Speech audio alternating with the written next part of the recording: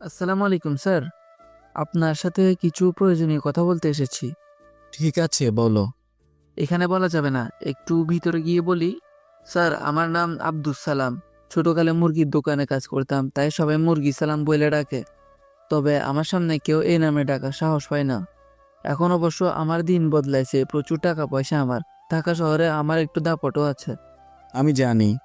তা কি বলতে এসেছো সেটা বলো। স্যার, আমার বয়স 30 এর কাছাকাছি। বিয়ে শাদী এখনো করা হয়নি, তাই ভাবছি এখন বিয়ে শাদী করে সংসারই হব। আমার আপনজন কেউ নাই, তাই নিজের বিয়ের প্রস্তাবটা নিজে নিয়ে আসছি। মানে? মানে হইল স্যার, আপনার মেয়ের রে আমি দেখছি, আমার খুব পছন্দ হয়েছে। তারে আমি বিয়ে করতে চাই। হোয়াট? উত্তেজিত হবেন না স্যার, ভাইবা দেখবেন। আমি তাহলে এখন আসি। আসসালামু আলাইকুম। কথাগুলো বলে চলে গেলেন সালাম। মোরাজ্জেব সোফায় বসে রইলেন। তার মাথা ঘুরছে, শুধু ভাবছেন কি বলে গেল ছেলেটা। একটা দীর্ঘশ্বাস ছেড়ে চোখ বন্ধ করলেন মোরাদ সাহেব। মিনিট পাঁচেক পর যখন চোখ খুললেন, দেখেন হামিদ শুকনো মুখে তার সামনে দাঁড়িয়ে। করুণ চোখে হামিদের দিকে তাকিয়ে বললেন, শুনেছিস হামিদ? হ্যাঁ, এখন কি হবে স্যার? ভাবছি। শোন, কথাটা তোর মধ্যেই রাখবি। বাসার কেউ যেন না জানে। আচ্ছা। বাসার ভেতরে প্রবেশ করে মেয়ের ঘরে উকি দিলেন মোরাদ সাহেব। দেখেন মেয়ে মনোযোগ সহকারে পড়ছে। কি ভেবে যেন দরজায় দাঁড়িয়ে মেয়ের দিকে তাকিয়ে রইলেন তিনি।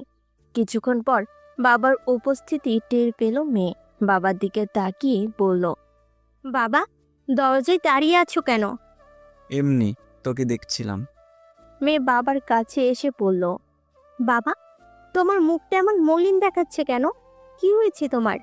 কিছু না রে মা, কতক্ষণ আগে মাথাটা হালকা ঘুরছিল তো তাই। তোমার প্রেশারটা হয়তো বেড়েছে বাবা। আসো, চেয়ারটাই বসো, আমি তোমার মাথায় হাত বুলিয়ে দিই। না রে মা, তোর পরীক্ষা চলছে, তুই পড় মা। 5-10 মিনিট না পড়লে কিচ্ছু হবে না বাবা, তুমি আসো তো। মেয়ে জোর করে বাবাকে নিয়ে চেয়ারে বসায়, মাথায় হাত বুলিয়ে দেয়। মোরাদ সাহেবের বুকটা যেন ফেটে যায়, চোখ বেয়ে ঝরতে থাকে অশ্রু। মোরাদ সাহেবের আসল নাম মোরাদ পারভেজ খান, অবসরপ্রাপ্ত জেলা জজ। চাকরি থেকে অবসর নেওয়ার পর উনি ঢাকার উত্তরায় স্থায়ী হয়েছেন। ওনার এক ছেলে, এক মেয়ে। মেয়ে বড়, পড়ছে ঢাকা ইউনিভার্সিটিতে আইন বিষয়ে। মেয়েরও ইচ্ছে বাবার মতো জজ হওয়ার। মেয়েটির এখন অনার্স ফাইনাল পরীক্ষা চলছে। ছেলেও এবছর ঢাকা ইউনিভার্সিটিতে ভর্তি হয়েছে পদার্থবিজ্ঞানে। সারা জীবন সৎ জীবনযাপন করেছেন তিনি। স্ত্রীর সন্তান নিয়ে সাংসারিক জীবনে উনি অনেক সুখী। সেই সুখের সংসারে হঠাৎ ঝড়। কি করবে সে এখন? পুলিশকে জানাবে নাকি অন্য কিছু ভাববে? রাতে ভালো ঘুম হয়নি মোরাদ সাহেবের। সারা রাত একটা ভাবনায় কাজ করেছে তার মধ্যে। কি করবে সে এখন? অনেক ভেবেচিন্তে তিনি সিদ্ধান্ত নিয়েছেন ব্যাপারটা পুলিশকে জানাবেন। সকাল 10টা বাজার আগেই তিনি থানায় পৌঁছালেন। ডিউটিতে থাকা কনস্টেবলকে নিজের পরিচয় দিয়ে বললেন। ওসি সাহেব আছেন? ডিউটি কনস্টেবল মুরাদ সাহেবকে ওসি সাহেবের রুমে নিয়ে বসালেন। 10 মিনিটের মধ্যেই ওসি সাহেব আসলেন। মুরাদ সাহেবকে দেখে তিনি চমকে গেলেন। ওসি সাহেব বললেন, স্যার আপনি? আপনি আমাকে চেনেন? চিনি মানে স্যার, আপনি যখন সিলেটের জেলা ও দায়রা জয় ছিলেন, আমি তখন কোর্ট দারোগা ছিলাম। ও আচ্ছা, স্যার একটু কফি খাই, তারপর কথা বলি। ঠিক আছে। কফি খেতে খেতে কথা বলা শুরু করলেন মুরাদ সাহেব। আমি একটা সমস্যা নিয়ে থানায় এসেছি। জি, কি সমস্যা স্যার? সমস্যাটা বেশ জটিল। যত জটিলই হোক আমরা সমাধান করার চেষ্টা করবো স্যার। সমস্যাটা মনে হচ্ছে মুরগি সালাম। মুরগি সালামের নাম শুনে কেমন যেন আঁতকে উঠলেন ওসি সাহেব। আতঙ্কিতভাবে বললেন, মুরগি সালাম কি করেছে স্যার? কিছু করেনি, তবে সে আমাকে একটা প্রস্তাব দিয়েছে। কিসের প্রস্তাব স্যার? মুরাদ সাহেব একটা দীর্ঘশ্বাস ছেড়ে বললেন, সে আমার মেয়েকে বিয়ে করতে চায়। বলেন কি, আপনাকে সরাসরি প্রস্তাব দিয়েছে? হ্যাঁ। তারপর আপনি কি বললেন? আমাকে কিছু বলার সুযোগ দেয়নি সে। কথাগুলো বলেই সে চলে যায়। ব্যাপারটা আপনি জটিল স্যার, মুরগি সালামের মতো লোকেরা সব কিছু করতে পারে। এই কারণেই ব্যাপারটা নিয়ে আমি খুব আতঙ্কিত। আছে কিন্তু ওর কথা, যারা আইন মানে না ওরা সব সময় ডেঞ্জারাস। মুরগি সালামের বিরুদ্ধে আমার থানায় কমপক্ষে 20টি মামলা আছে। মানুষ ভিকটিম হয়ে মামলা করেছে, কিন্তু যাদেরকে সাক্ষী মেনেছে তারা ভয়ে সাক্ষী দেয় না। আমরা মুরগি সালামকে আইনে চলে আটকাতে পারি না। তাহলে এখন আমি কি করব? ওসি হিসেবে আমি বলবো মুরগি সালামের বিরুদ্ধে আপনি একটা সাধারণ ডায়েরি করুন। আর শুভাকাঙ্ক্ষী হিসেবে বলবো যত দ্রুত সম্ভব মেয়েকে বিদেশে পাঠিয়ে দিন। তা যদি সম্ভব না হয় তাহলে একটি ভালো পাত্র থেকে বিয়ে দিয়ে দেন। থানার মুরগি সালামের বিরুদ্ধে একটি সাধারণ ডায়েরি করলেন মুরাদ সাহেব। থানা থেকে বের হয়ে রাস্তাতে হাঁটছেন আর ভাবছেন। হঠাৎ করে তার পৃথিবীটা বদলে গেল। মনকে শক্ত করলেন তিনি। অনু উচ্চস্বরে বললেন, না, আমি হার মানব না। আমার জীবনের বিনিময়ে হলো মুরগি সালামের কাছ থেকে নিজের মেয়েকে বাঁচাবো আমি। ওসি সাহেবের দুটো প্রস্তাব নিয়েও ভাবলেন তিনি, বিয়ে অথবা বিদেশে পাঠানো। বিদেশ পাঠানোর সময় সাপেক্ষে ব্যাপার, তার চেয়ে ভালো দ্রুত সম্ভব মেয়েকে বিয়ে দেওয়া। বাসায় প্রবেশ করতেই মুরাদ সাহেবের স্ত্রী একটু রাগান্বিত স্বরেই বলেন, সাত সকালে নাস্তা না খেয়ে কোথায় গিয়েছিলি বলতো? একটু কাজ ছিল। এত কি জরুরি কাজ যে নাস্তা না খেয়েই চলে যেতে হবে? আসলে একজনের সাথে দেখা করতে গিয়েছিলাম। কার সাথে? কি উত্তর দিবে স্ত্রীকে? বলবে ওসি সাহেবের সাথে।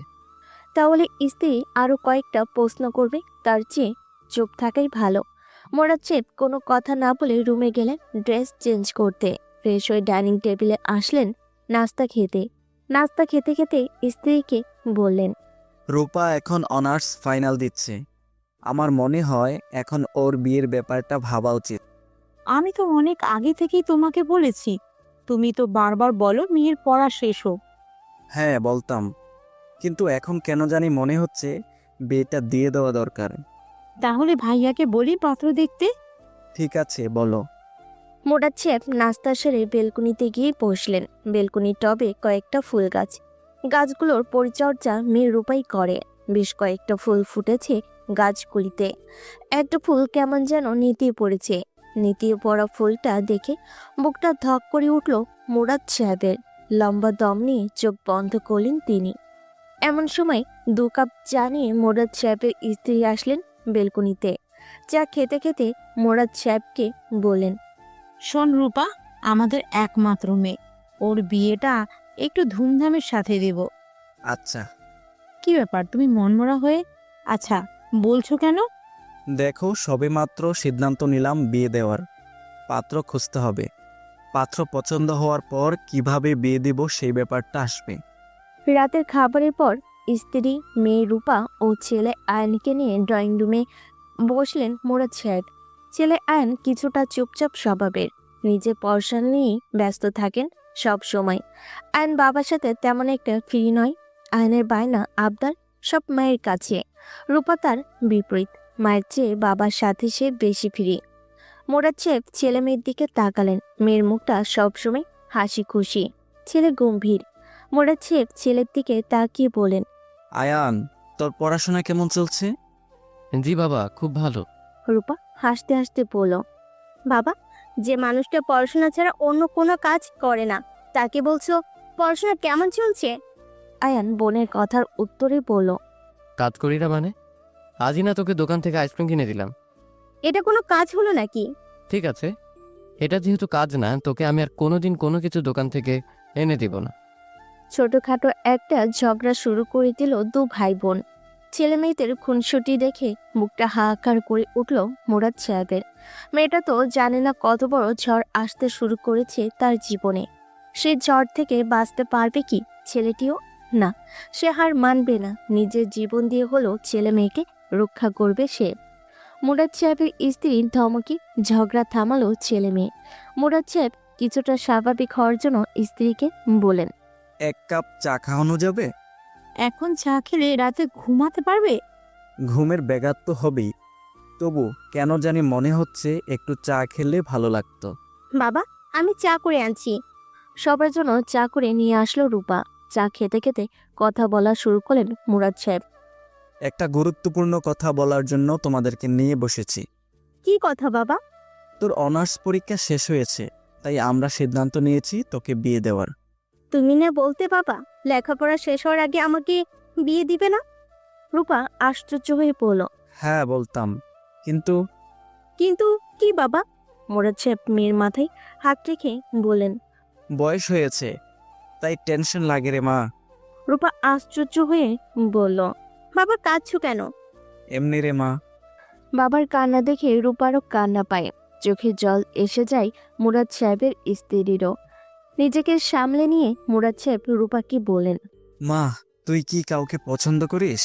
কি যে বলো বাবা, আমার পছন্দ থাকলে তুমি জানতে না?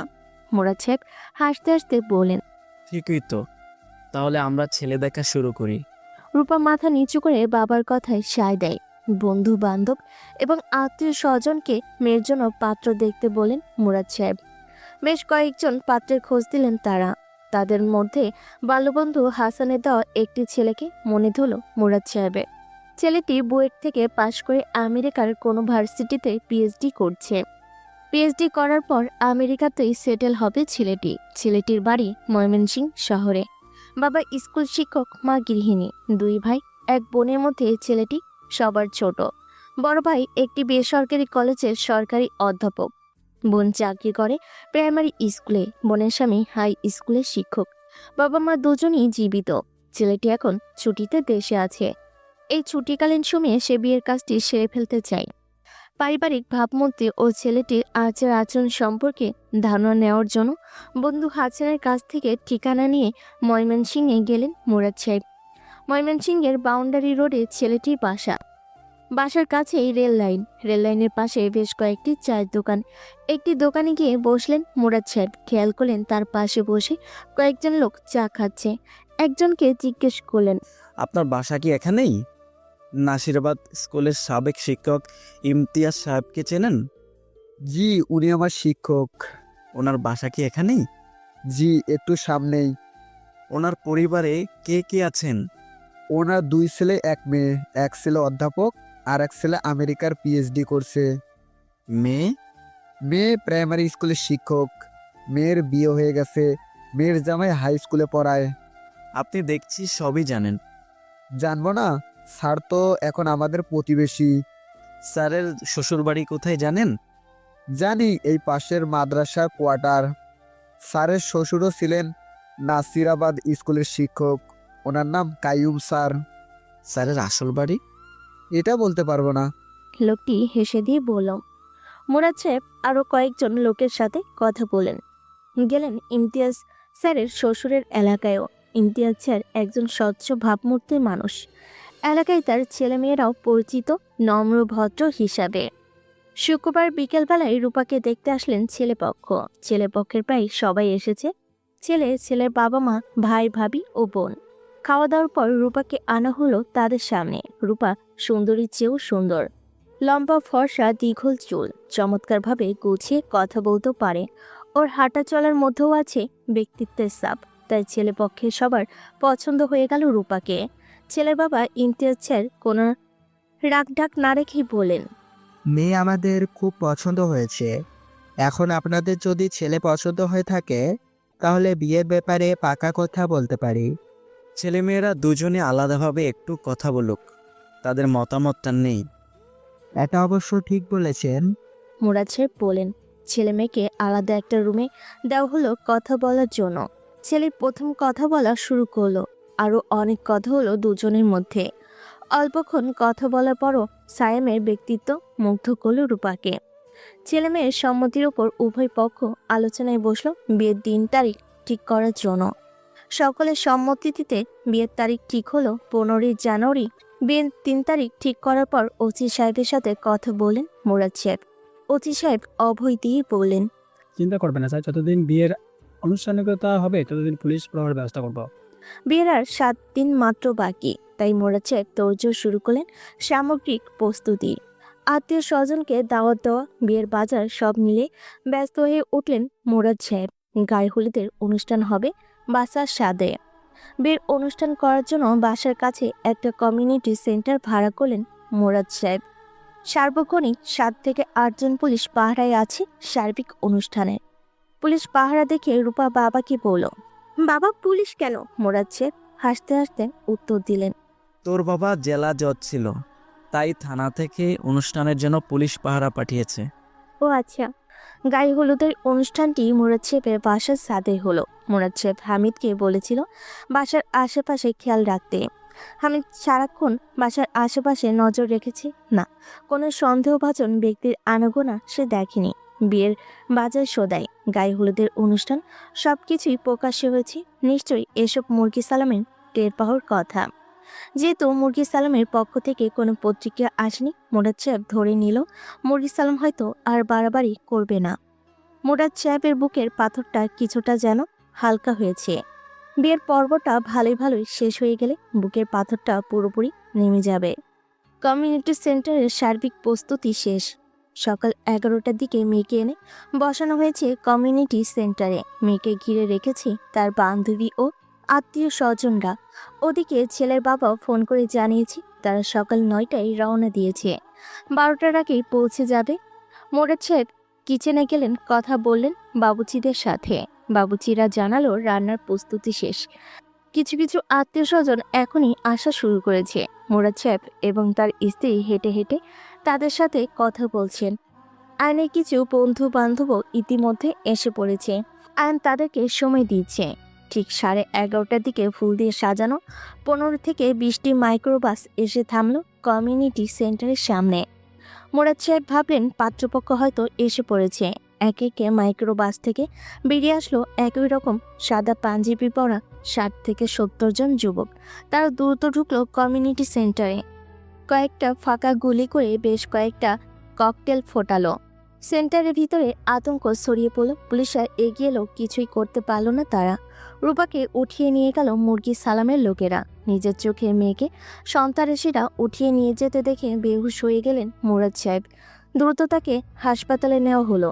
কর্তব্যরত চিকিৎসকরা জানালেন হার্ট অ্যাটাক হয়েছে তার।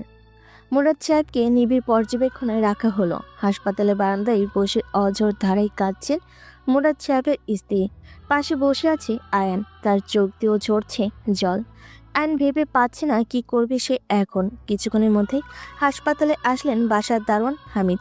হামিদকে মায়ের কাছে রেখে বেরিয়ে পড়লেন আয়ান। ভাবছে কোথায় যাবে সে এখন? থানায়? পুলিশ কি তার বোনকে উদ্ধার করতে পারবে?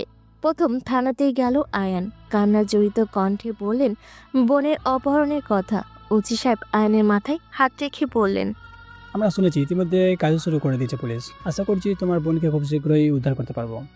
থানা থেকে আয়ান আবারও আসলো হাসপাতালে। দেখলো মা একই জায়গায় বসে কাঁদছে হামিদও। কিছুক্ষণের মধ্যেই হাসপাতালে আসলেন ইমতিয়াজ স্যার ও তার ছেলে। মোরাদ সাহেব নিবিড় পর্যবেক্ষণে থাকায় তাকে দেখতে পেলেন না। সান্ত্বনা দিয়ে গেলেন মোরাদ সাহেবের স্ত্রী ও আয়ানকে। রাত 10টার দিকে ডাক্তাররা বলেন তাদের বাসায় চলে যেতে। মোরাদ সাহেবের স্ত্রী আসতে না চাইলেও একটু জোর করে আয়ান নিয়ে আসলে বাসায় আত্মীয় স্বজনে ভর্তি। সবাই জিজ্ঞেস করছে। আয়ান তাদের দিকে ফ্যাল করে তাকে উত্তর দেয়। আমি কিছুই জানি না। রূপার যখন হুঁশ ফিরল তখন সে দেখে একটি বিছানায় শুয়ে আছে 3 জন মহিলা তার পাশে বসা।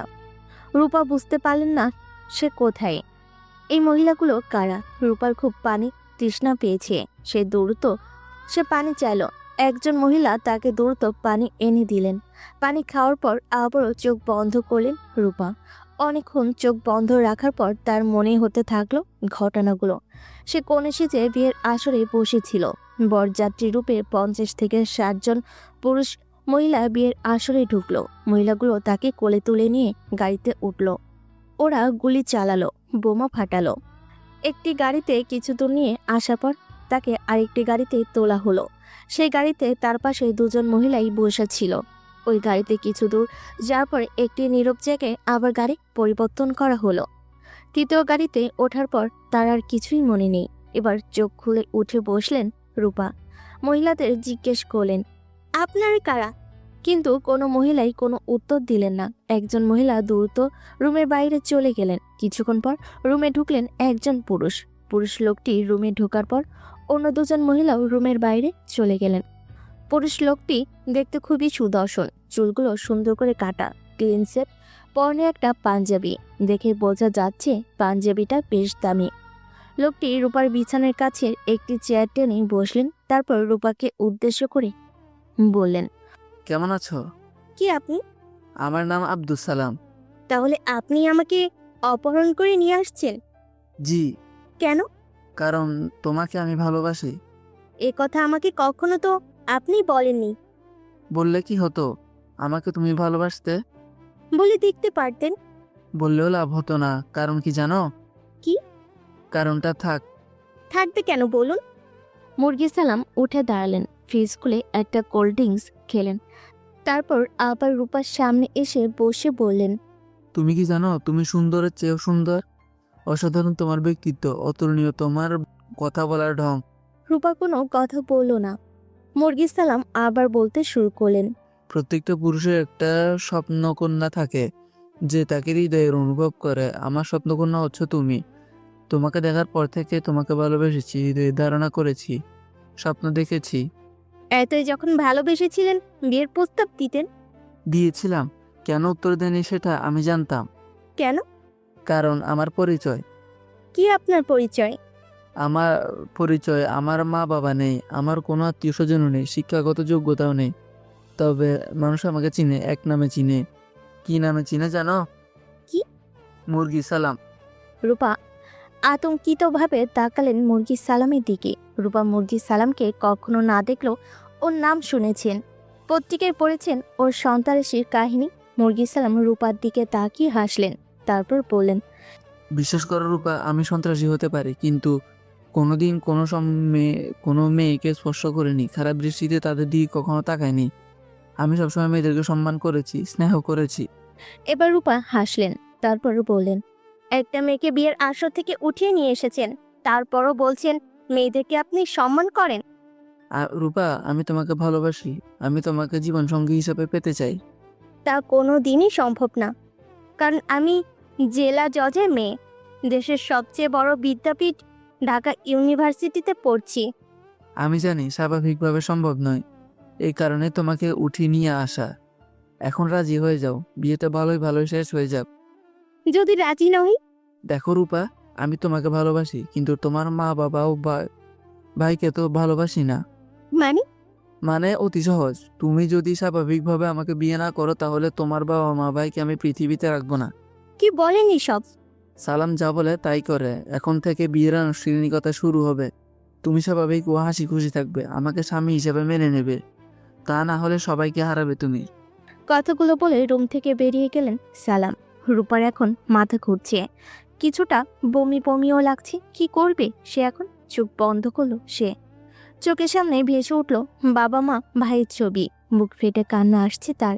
হঠাৎ করেই তার জীবনটা উলটপালট হয়ে গেল। আজ তার থাকার কথা ছিল পছন্দ করা স্বামীর বাহু ডোরে, আর এখন যে লোকটি বিয়ের আসর থেকে তাকে উঠিয়ে আনতে পারে, সে সব কিছুই করতে পারে। রূপা বুঝে গেছে মৃত্যু ছাড়া তার এখান থেকে রেহাই নেই। বিয়ের আনুষ্ঠানিকতা শুরু হলো। রূপাকে নতুন করে শাড়ি গহনাতে সাজানো হলো।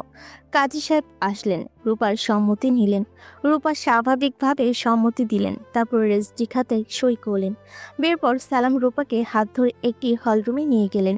রূপা আশ্চর্য হয়ে দেখলেন এখানে অনেক লোক বসে আছেন খাবারের অপেক্ষায়।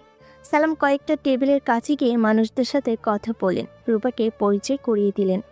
বিয়েতে প্রচুর গিফট উঠলো, বেশিরভাগ গিফট সোনা। রূপার একটা ব্যাপার খুব আশ্চর্য লাগছে, লোকটি বিয়ের আসর থেকে তাকে উঠিয়ে নিয়ে এসেছে। যেখানে পুলিশের ভয়ে নীরবে বিয়ের অনুষ্ঠান করার কথা, সেখানে এত ধুমধাম। তাহলে কি পুলিশের উপর মহলেও লোকটির হাত আছে? পুলিশও জানে। রাত 10টা, দুজন মহিলা রূপাকে নিয়ে আসলেন বাসর ঘরে। বিশাল ঘর, পুরো ঘরটাই গাছে ফুল দিয়ে সাজানো। রুমের মাঝখানে একটি আলিশান খাট, খাটের চারিদিকে ঝোলানো আছে তাজা লাল গোলাপ। রূপাকে খাটে বসিয়ে মহিলা দুজন রুম থেকে চলে গেলেন। রূপা একটা দীর্ঘশ্বাস ছাড়লেন, মনে হলো তার সেই ছেলেটির কথা যার সাথে তার বিয়ে হওয়ার কথা ছিল। ওই ছেলেটির সাথে বিয়ে হলে আজই বাসর হতো তার। হয়তো সেই বাসর ঘরটা এত বড় থাকতো না ফুলে ফুলে সাজানো, কিন্তু থাকতো পরস্পরের প্রতি ভালোবাসা। কিন্তু এই বাসর ঘরে কি ভালোবাসা আছে? না, নেই। এখানে আছে শুধু জবরদস্তি। মিনিট 10 মধ্যেই মুরগি সালাম রুমে ঢুকলেন। বিছানায় বসে তাকালেন রূপার দিকে। পকেট থেকে দুটো 500 টাকার বান্ডেল রূপার হাতে দিয়ে বললেন, দেহমোহরের পুরো টাকাটাই এখানে আছে। রূপা টাকাটা হাতে নিয়ে বালিশের নিচে রাখলেন। সালাম রূপার হাতটা ধরে বলেন, আমি তোমাকে প্রচন্ড ভালোবাসি রূপা, আজ রাতে তোমার ভালোবাসা দিয়ে আমাকে ভরিয়ে দাও। রূপা কোনো কথা বললেন না। এবার সালাম রূপাকে বুকে জড়িয়ে ধরলেন। রূপার প্রচণ্ড অস্বস্তি লাগছে, তারপরও সব কিছু মেনে নেওয়া ছাড়া উপায় কি তার? হঠাৎ করে দরজায় প্রচণ্ড শব্দ। মুরগি ছালাম উচ্চ কণ্ঠে বলেন। কে? বলিস কি, শালাগুলোরে এতগুলো টাকা দিলাম? মুরগি সালাম দরজা খুলে রুমের বাইরে এলেন। শুনতে পেলেন পুলিশ হ্যান্ড মাইক দিয়ে বলছেন। মুরগি সালাম, পুলিশ তোমাকে ঘিরে ফেলেছে, তুমি আত্মসমর্পণ করো। মুরগি সালাম দ্রুত রুমে ঢুকলেন, তারপর রূপার হাত ধরে বলেন। চলো আমার সাথে, কোথায়? আমি যেখানে যাব সেখানে। এই বাংলো বাড়ির সুড়ঙ্গ একটা পথ আছে বাইরে বের হওয়ার। মুরগি সালাম পুলিশের চোখকে ফাঁকিতে সে সুড়ঙ্গ পথ ধরে রূপাকে নিয়ে বের হয়ে গেলেন। মিনিট 10 যাওয়ার পর পৌঁছালেন একটি নদীর ধারে। সেখানে একটি স্পিড বোট অপেক্ষা করছিল মুরগি সালামের জন্য। মুরগি সালাম রূপাকে নিয়ে স্পিড বোটে ওঠার সাথে সাথেই স্পিড বোটটি ছেড়ে দিল। স্পিড বোটটি ছুটছে, চারিদিকে থই থই জল। রূপা বুঝতে পারছে না এটা কোন নদী। এই স্পিড বোটে ঘন্টাখানেক যাওয়ার পর আরও একটা স্পিড বোট পরিবর্তন করলো তারা। এই স্পিড বোটে ড্রাইভার ছাড়াও আরও কয়েকজন অস্ত্রধারী লোক আছে। অস্ত্রধারী লোকটি মুরগি সালামকে ফিসফিস করে বলেন। ভাই, পরিস্থিতি খুব খারাপ। আপনাকে মৃত বা জীবিত ধরার জন্য পুরস্কার ঘোষণা করেছে পুলিশ। কথাটা শুনে মৃদু হাসলেন মুরগি সালাম, তারপর তাকিয়ে থাকলেন সামনের দিকে। স্পিড বোট ছুটছে দ্রুত গতিতে। রূপা মাঝে মাঝে মুরগি সালামের দিকে তাকাচ্ছে। লোকটির চোখে মুখে কোনো ভয়টাও নেই, একদম স্বাভাবিক। রূপা বুঝে গেছে এই লোকটির কাছ থেকে তার কোনো মুক্তি নেই। একটা সন্ত্রাসীর সাথে বাকি জীবনটা কাটাতে হবে তার। তার পরিচয় হবে শীর্ষ সন্ত্রাসী মুরগি সালামের বউ। হয়তো তাদের একসময় সন্তানও আসবে। সেই সন্তানের পরিচয় হবে কি? বাবা শীর্ষ সন্ত্রাসী, প্রজন্ম থেকে প্রজন্ম বহন করতে থাকবে এই পাপ। কিন্তু যদি এখানেই নিজেকে শেষ করে দেওয়া যায় তাহলে? রূপা চারিদিকে তাকালেন, চারিদিকে শুধু জল আর জল, কোথাও বাড়ি খাওয়া নেই। এখনই সময়। রূপা স্পিড বোট থেকে ঝাঁপ দিলেন নদীতে। মুরগি সালাম স্পিড বোট থামাতে থামাতে রূপা চলে গেলেন অনেক দূরে, ডুবে গেলেন অথই জলে। হাসাইল পদ্মার চরের একটি গ্রাম। এই গ্রামের বেশিরভাগ মানুষের পেশা মাছ ধরা। দরিদ্র এই গ্রামটিতে শিক্ষার হার নেই বলেই চলে। গ্রামের পুরুষেরা সূর্য ওঠার আগে সাধারণত মাছ ধরতে যায়, কেউ কেউ যায় শেষ রাতেও। এই গ্রামে নদীর খুব কাছেই বাড়িটি রহমত শেখের। যখন জ্যোৎস্না থাকে তখন শেষ রাতেই রহমত শেখ চলে যায় মাছ ধরতে। আজ ভরত জ্যোৎস্না, শেষ রাতে যেতে হবে মাছ ধরতে, তাই রহমত শেখের ঘুম ভেঙে গেল মধ্যরাতে। ঘর থেকে বের হয়ে আকাশের দিকে তাকালো সে। বোঝার চেষ্টা করলো রাত আর কতটুকু বাকি। রহমত শেখের স্ত্রীর নাম সুখিনা। মেজাজটা বেশ চড়া। অবশ্য ও এমন ছিল না। ছেলেটা মারা যাওয়ার পর থেকে কেমন যেন হয়ে গেছে। ছেলে মারা যাওয়ার পর রহমত শেখের এখন 2 মেয়ে। ওদের কাছাকাছি বয়স 12, একজন আরেকজন 13। মাছ ধরতে যাওয়ার সময় সকিনাকে জাগাতে হয় ঘরের দরজাটা আটকানোর জন্য। রহমত শেখ সকিনাকে ডাক দিয়ে বলে, বউ, মাছ ধরতে যাইতেছি, দরজাটা আটকে যাও। সকিনা বেগম বিরক্তি সহকারে ঘুম থেকে উঠে স্বামীকে বলে, এটা তো আমার রোজ দিনের কাম, কাঁচা ঘুম ভাঙা দরজা লাগানো। কেন, বাইরে থাকলেই তো হয়। রহমত শেখ জালটা কাঁধে নিয়ে একটা বিড়ি ধরে। বিড়ি টানতে টানতে সে নদীর ধারে যায়। জ্যোৎস্নার আলোতে নদীতে চোখ পড়ে। দেখতে পাই মরা মানুষের মতো কি যেন ভাসছে। কাছে যাই রহমত শেখ। হ্যাঁ, মরা মানুষই তো, মাইয়া মানুষ, শরীরে নতুন বিয়ার শাড়ি, অনেক গহনা। দেখে তো মনে হইতাছে স্বর্ণের। তাহলে কি বিয়ার কই না? রহমত শেখ দৌড়ে বাড়িতে আসে, বুকে লাশের কথাটা বলে। বউ ছুটে আসে নদীর ধারে, লাশ দেখে বলে, লাশের শরীরে তো দেখি অনেক স্বর্ণের গহনা। চলো আমরা গয়নাগুলো খুইলা লইয়া যাইব। কি কও বউ? ঠিক কইতাছি, এখনো কেউ দেখে নাই, তাড়াতাড়ি করতে হইব, নইলে মানুষ আইসা পড়ব। এটা কি ঠিক বউ? ঠিক ঠিক জানি না। এই গয়নাগুলো নিলে আমি ধনী হইয়া যাইব, মাইয়াগুলোরে ভালো জায়গায় বিয়া দিতে পারো। রহমত শেখ বউকে বাধা দিতে চাইল, কিন্তু বউ মানল না। লাশের সমস্ত গহনা খুলে নিয়ে আসলো সুকিনা। ঘরে সে গয়নাগুলো লুকালো মাটির নিচে। সুকিনা রহমত শেখকে বলল, হন, আজ আর মাছ ধরতে যাওয়ার দরকার নাই, ঘুমাইয়া থাকেন। কেউ জিজ্ঞাসা করলে আমি কইয়াম তোমার অসুখ, বইয়ের কথা মতো শুয়ে থাকে রহমত শেখ, তবে তার চোখে ঘুম আসে না। ভাবতে থাকে কে এই মেয়ে, কোথায় তার বাড়ি, সে কি নৌকা ডুবে মারা গেছে নাকি নিচে নিচে নদীতে ঝাঁপ দিয়েছে। লাশের শরীর থেকে গহনাগুলো খুলে আনা এখনো মানতে পারেননি রহমত শেখ। বউকে বলে, কামরা কি ঠিক হইলো? কেউ না দেখলেও আল্লাহ তো দেখছে। বউ রাগান্বিত চোখে তার দিকে তাকিয়ে বলে, এই নিয়ে আর কোনো কথা কইবেন না। ভোরের আলো ফোটে, গ্রামের মানুষের চোখে পড়ে নদীর কিনারে লাশ। কথাটা সারা গ্রামে ছড়িয়ে যায়। নারী, পুরুষ, শিশু, কিশোররাও আসতে থাকে লাশ দেখতে। এই গ্রামের মুরব্বী দিদা শেখ মানুষ বিলিয়ে উনি লাশের কাছে যান। লাশটা ভালো করে দেখে বলেন, মনে হইতেছে বিয়ের কইনা, হয়তো বরযাত্রী নৌকা দিয়ে যাইতেছিল, কোনো কারণে নৌকা ডুবলো, অনেকের সাথে লাশ হইলো। নতুন বউ, কিন্তু নতুন কন্যার শরীরে কোনো গয়না নাই। তাইলে কি ডাকাত ধরছিল, নাকি লাশের শরীর থেকে কেউ গয়নাগুলো খুলে নিয়ে গেছে? আল্লাহই ভালো জানে। এবার উনি মানুষের দিকে তাকিয়ে বলেন, সবাই শুধু লাশ দেখতেছো, মেম্বার চেয়ারম্যানের খবর দেওয়া লাগতো না? লাশটা নদী থেকে তুলতে হইতো না? মানুষের মধ্যে একজন যুবক বলল। দাদা আমি যাইতেছি। মেম্বার ও চেয়ারম্যান সাহেবকে খবরটা জানানোর পর তারা জানালেন থানাকে। কয়েকজন পুলিশ এসে লাশটা নিয়ে গেল থানায়। এই থানার ওসি সাহেবের নাম কেরামত আলী, স্বভাবটা কিছুটা খিটখিটে। একজন কনস্টেবল ওসি সাহেবকে গিয়ে বললেন, স্যার, লাশ নিয়ে আসছি। পুরুষ না মহিলা? নদীতে মনে হয় মরার জন্য ঝাঁপ দিছিল। শালার পুলিশের চাকরি, চোর ডাকাতও ধরতে হয়, আবার মরাও তুলতে হয়। চলো গিয়া দেখি। ওসি সাহেব লাশ দেখলেন। লাশটা এখনো তরতাজা, তার মানে বেশি সময় আগে মরেনি। ওসি সাহেব ভেবেছিলেন কোনো গ্রামীণ মহিলা, কিন্তু লাশ দেখে মনে হলো কোনো অভিজাত ফ্যামিলির মেয়ে। মনে মনে ভাবলেন ব্যাপারটা নিয়ে এসপি সাহেবের সাথে কথা বলা দরকার। উনি নিজের রুমে গিয়ে ফোন দিলেন এসপি সাহেবকে। ফোন রিসিভ করলেন স্বয়ং এসপি সাহেব। হ্যালো। আসসালামু আলাইকুম স্যার। স্যার, আমি পরিদর্শক থানার ওসি। হ্যাঁ বলুন। স্যার, নদীতে একটা লাশ পাওয়া গেছে। দেখে মনে হচ্ছে মহিলাটি কোনো অভিজাত ফ্যামিলির, তাই আপনাকে ফোন দিলাম স্যার। মহিলার বয়স কেমন? 25 থেকে 26 হবে স্যার। দেখতে? দেখতে খুব সুন্দর। হোয়াট? স্যার, কোনো প্রবলেম? সাবেক এক জেলা জজের মেয়ে কিডন্যাপ হয়েছে। মেয়েটি দেখতে সুন্দর, বয়সও 25-26। আমার কাছে ছবি আছে, আমি আসছি। এসপি সাহেব 1 ঘন্টার মধ্যেই পৌঁছে গেলেন পরিচর থানায়। ছবির সাথে লাশের চেহারা মিলালেন। হ্যাঁ, ঠিকই আছে, লাশটি সাবেক জেলা জজ মুরাদ সাহেবের মেয়েরই। ঢাকা নিয়ে আসা হলো রূপার লাশ। লাশটি শনাক্ত করার জন্য আইনকে খবর দেওয়া হলো। আইন ব্যাপারটি তার মাকে জানেনি। সে একাই গেল লাশটি শনাক্ত করতে।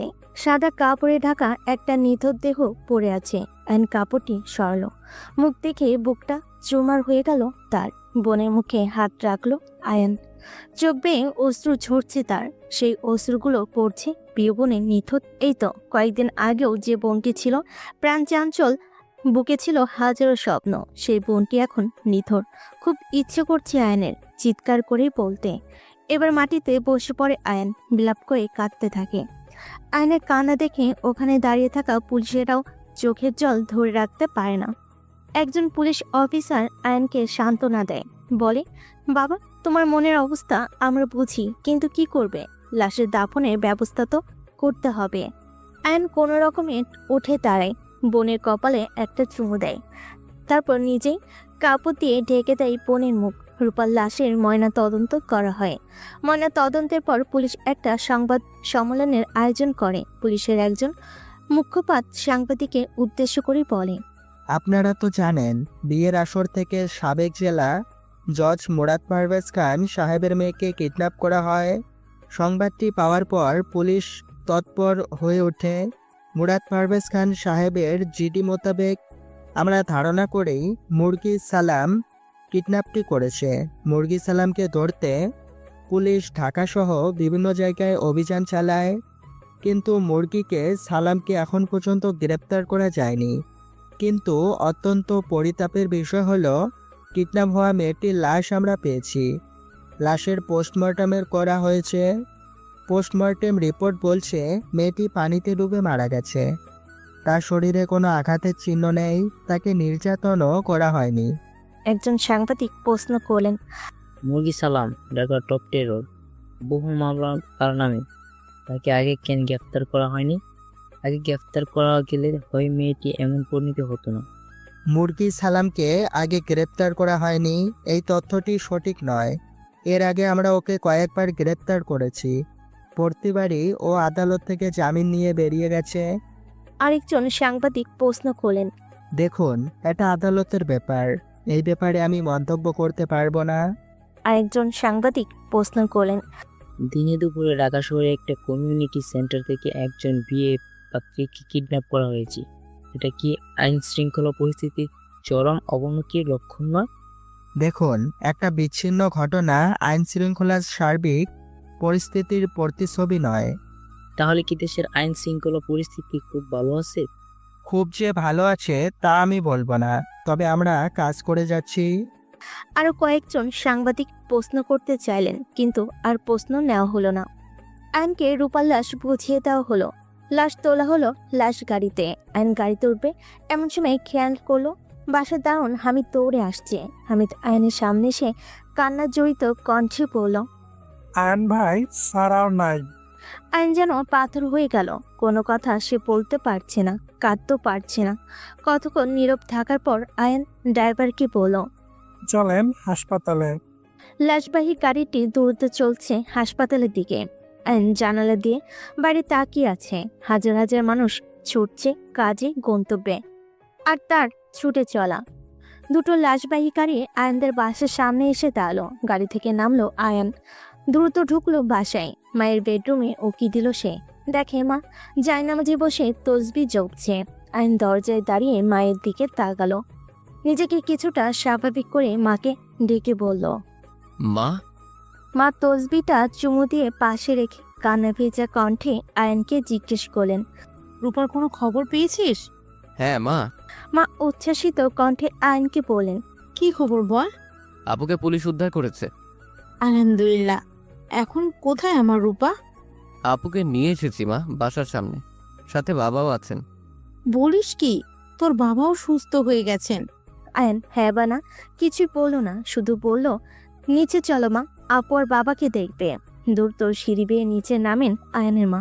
দেখেন সাদা কাপড়ে মোড়ানো দুটো লাশ। ধপ করে বসে পড়েন মাটিতে। কাঁদতে পারছেন না উনি, কেমন যেন বোবা হয়ে গেছেন। আয়ন দুটো লাশের মুখে কাপড় সরিয়ে দিলে স্বামীর দিকে অপলক দৃষ্টিতে তাকিয়ে থাকেন তিনি। তারপর মেয়ের দিকে কতক্ষণ তাকিয়ে থেকে মেয়েকে বুকে জড়িয়ে ধরেন। বলতে থাকেন, মারে আমার আদরের ধন, তাকা না মা আমার দিকে। আয়ন মায়ের কাছে এসে কাঁদতে কাঁদতে বলল, উঠো মা, উপো আর বাবাকে এখন দাফনের ব্যবস্থা করতে হবে। মা আরো শক্ত করে মেয়েকে জড়িয়ে ধরে বললেন, না, আমার মেয়েকে আমার বুক থেকে কোথাও নিয়ে যেতে দেব না। আয়নের মা মেয়ের মুখে হাত বোলাতে বোলাতে বলেন, আমার জানটারে জানি কত কষ্ট দিয়ে মারছে ওরা। আল্লাহ, ওর বিচার কইরো তুমি। ব্লাপ করতে করতে একসময় অজ্ঞান হয়ে যায় উনি। আয়ন মাকে কোলে তুলে নিয়ে বিছানায় শোয়। কোনোভাবে জ্ঞান ফিরে না মায়ের। হামিদ দ্রুত গিয়ে ডাক্তার আনে। ডাক্তারের চেষ্টায় জ্ঞান ফিরে, কিন্তু জ্ঞান ফেরানোর সাথে সাথে বিলাপ করতে করতে আবারও অজ্ঞান হয়ে যান উনি। ডাক্তারের পরামর্শে ঘুমের ইঞ্জেকশন দিয়ে মাকে ঘুম পাড়িয়ে রেখে বাবা ও বোনের দাফনের ব্যবস্থা শুরু করে আয়ান। আসরের নামাজের পর জানাজার সময় দেওয়া হয়।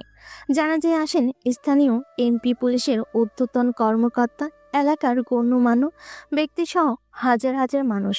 জানাজা শুরু হওয়ার আগে স্থানীয় এমপি মাইকে কথা বলা শুরু করেন।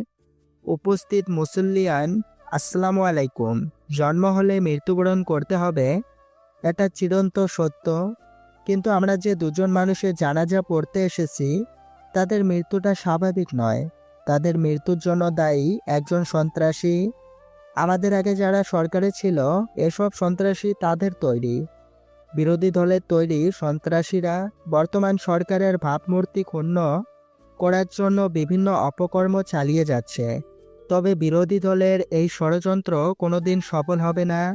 রাজপথে তাদেরকে মোকাবেলা করা হবে। আরও অনেক কিছুই বলেন এমপি সাহেব। এমপি সাহেবের এই দীর্ঘ বক্তৃতায় জানাজায় আসা মানুষের মধ্যে বিরক্তি শুরু হয়ে গেল। এমপি সাহেব বক্তৃতা দেওয়ার পর এবার ওয়াজ শুরু করলেন একজন মাওলানা সাহেব। উপস্থিত আশাদায়ক কেরাম, আসসালামু আলাইকুম। আমাদের সামনে দুটো লাশ, কিছুক্ষণের মধ্যে তাদেরকে অন্ধকার কবরে রেখে আসা হবে। কবরে রেখে আসার সাথে সাথে শুরু হবে তাদের জিজ্ঞাসাবাদ। কে কখন মারা যাব আমরা জানি না, তাই এখনই আমরা প্রস্তুতি নিই যেন কবরের কঠিন প্রশ্নের উত্তরগুলো আমরা সহজে দিতে পারি। তার জন্য কি করতে হবে? তার জন্য নামাজ পড়তে হবে, সুন্নতের লেবাস ধরতে হবে, নবীর ওয়ারিস আলেম ওয়ালামাদের সম্মান করতে হবে। মাওলানা সাহেবের কাছে গিয়ে একজন পুলিশের ঊর্ধ্বতন কর্মকর্তা বললেন, মানুষ এসে পড়েছে, জানাজা শুরু করা দরকার। তার আগে জজ সাহেবের ছেলেকে কিছু কথা বলতে দিন। মাওলানা সাহেব ওয়াজ থামেলেন। আইনকে ডাকা হলো কথা বলার জন্য। আইন মাইক্রোফোন হাতে নিয়ে কাঁদতে থাকে। আইনের কান্না যেন ছড়িয়ে যায় উপস্থিত মানুষের মধ্যে। কেউ চোখের জল ধরে রাখতে পারল না। আইন অনেক কষ্টে কান্না থামিয়ে বলল, আমার বাবা ও বোনের মৃত্যুটা স্বাভাবিক নয়, এমন মৃত্যু মেনে নেওয়া যায় না। আপনারা দোয়া করবেন আমার বাবা ও বোনের জন্যে। আইন কথা শেষ করার পর জানাজা শুরু হলো। জানাজা শেষে জজ সাহেব ও তার মেয়েকে কবরস্থ করা হলো স্থানীয় একটি গোরস্থানে। আইনদের পাশে এখন শুনশান নীরবতা।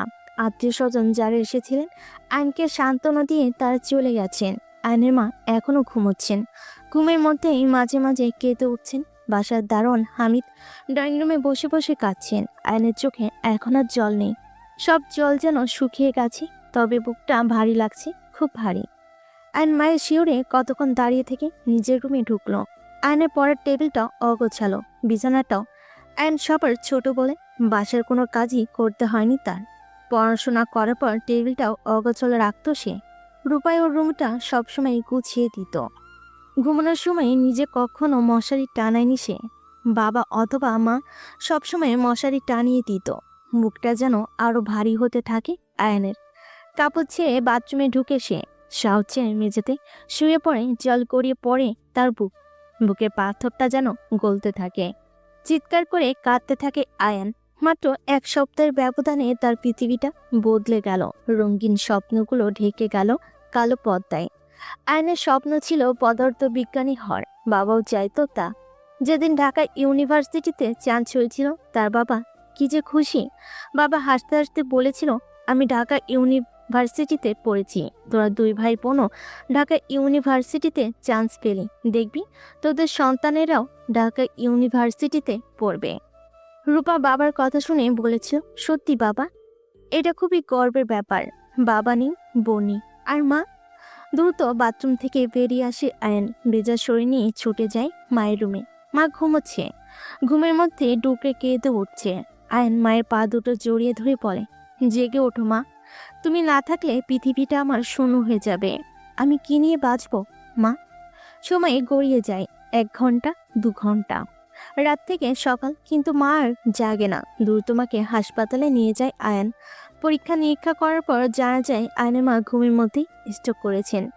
দীর্ঘ 3 মাস চিকিৎসা চলে হাসপাতালে, কিন্তু মায়ের জ্ঞান আর ফিরে না। আয়ন সিদ্ধান্ত নেয় উন্নত চিকিৎসা করার জন্য মাকে বিদেশ নিয়ে যাবে সে।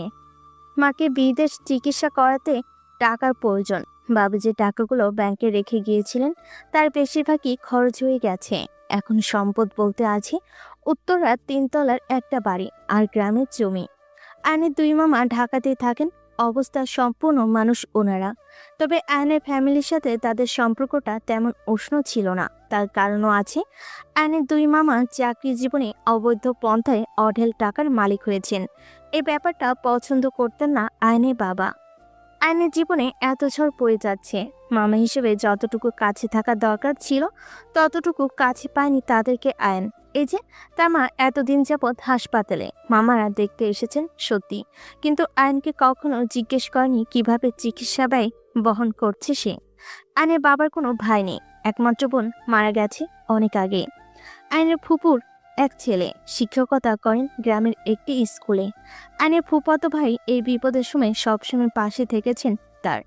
আর্থিক অবস্থা তেমন ভালো না থাকা সত্ত্বেও আয়নের মায়ের চিকিৎসার জন্য প্রায় 20,000 টাকা আয়নকে দিয়েছে।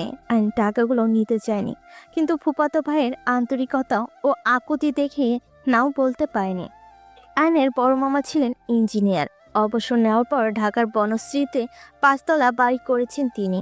ওনার আরও দুটো বাড়ি আছে, একটি মুগদায় আর একটি বাসাবোতে। ওনার 2 ছেলে মেয়ে থাকেন কানাডায়। কানাডাতেও বাড়ি আছে ওনার। আইন সন্ধ্যার পর হাসপাতাল থেকে সোজা গেলেন বড় মামার বাসায়। কলিং বেল চাপতে দরজা খুলে দিল কাজের মেয়ে। আইন গিয়ে বসলো ড্রয়িং রুমে।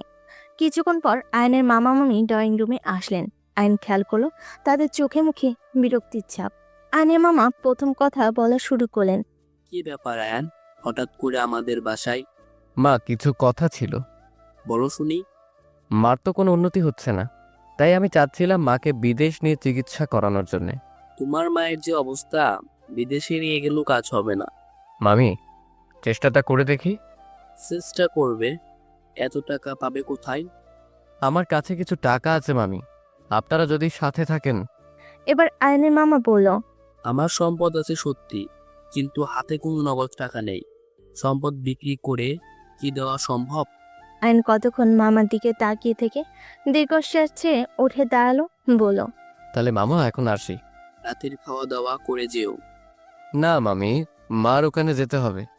বড় মামার বাসা থেকে বেরিয়ে এসে ফুটপাত ধরে হাঁটছে আয়ন। ভাবছে ছোট মামার বাসায় কি সে যাবে? মনের সাথে কতক্ষণ যুদ্ধ করে সিদ্ধান্ত নিল, যায় না একবার দেখি ছোট মামা কি বলে। আয়নের ছোট মামার বাসায় খিলগাঁও, তাই বনশ্রী থেকে আসতে বেশি সময় লাগলো না। আয়নের ছোট মামা ছিলেন সাব রেজিস্ট্রার, প্রচুর অর্থ সম্পদের মালিক উনি।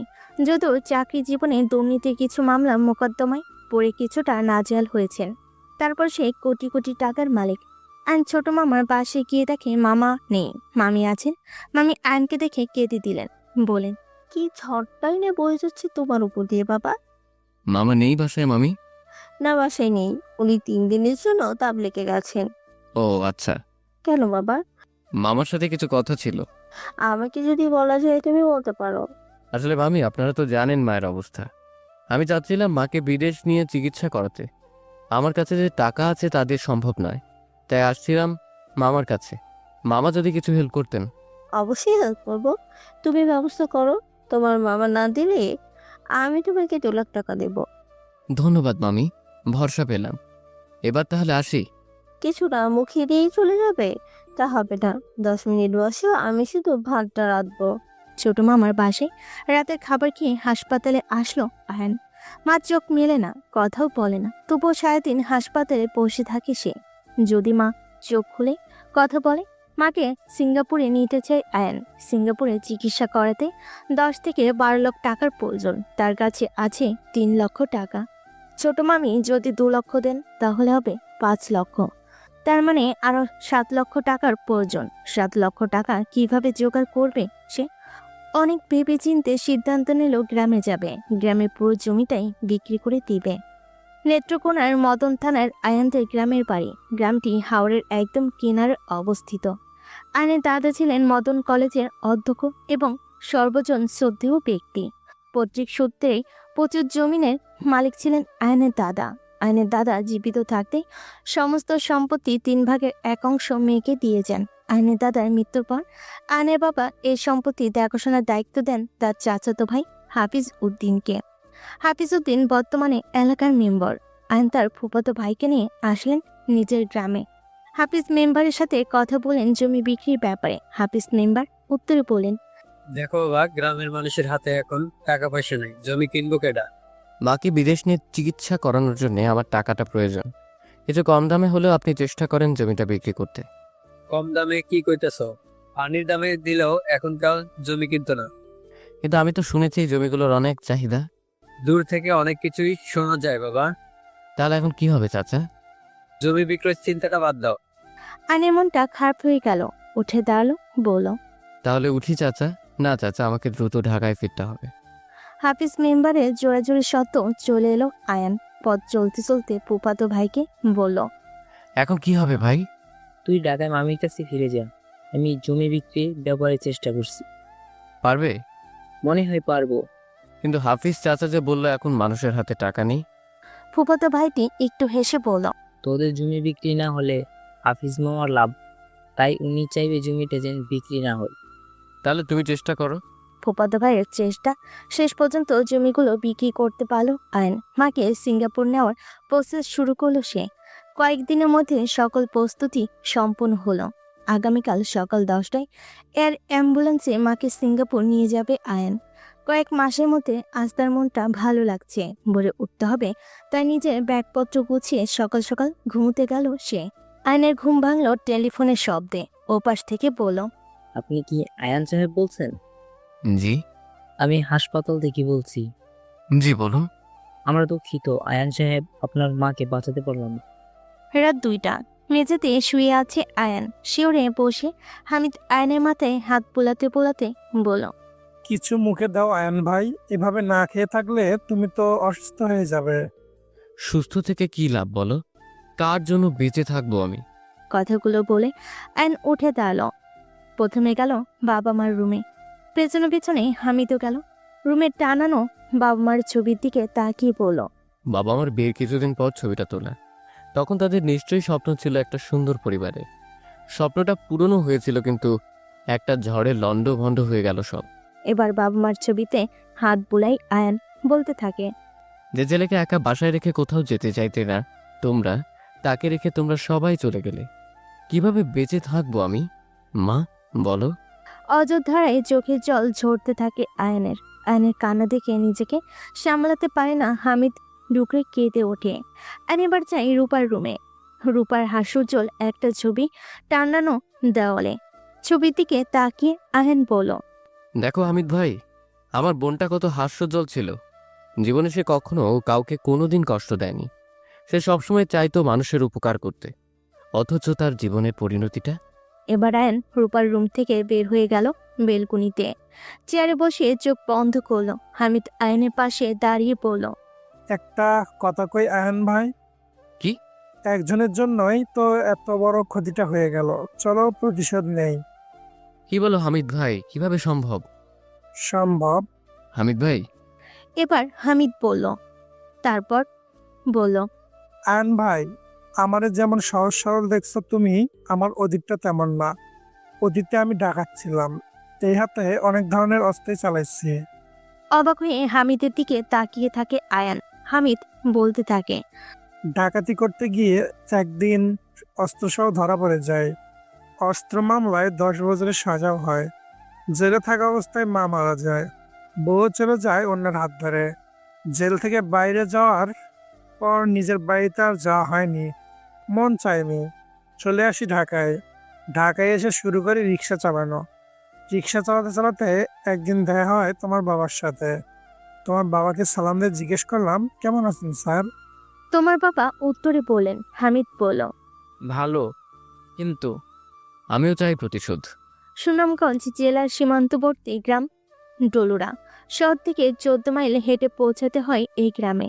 প্রত্যন্ত এই গ্রামের একটি বাড়িতে আশ্রয় নিয়েছে মুরগি সালাম। এই গ্রামের বেশিরভাগ মানুষই কৃষিজীবী, বাইরের পৃথিবীর সাথে যোগাযোগ নেই বলেই চলে।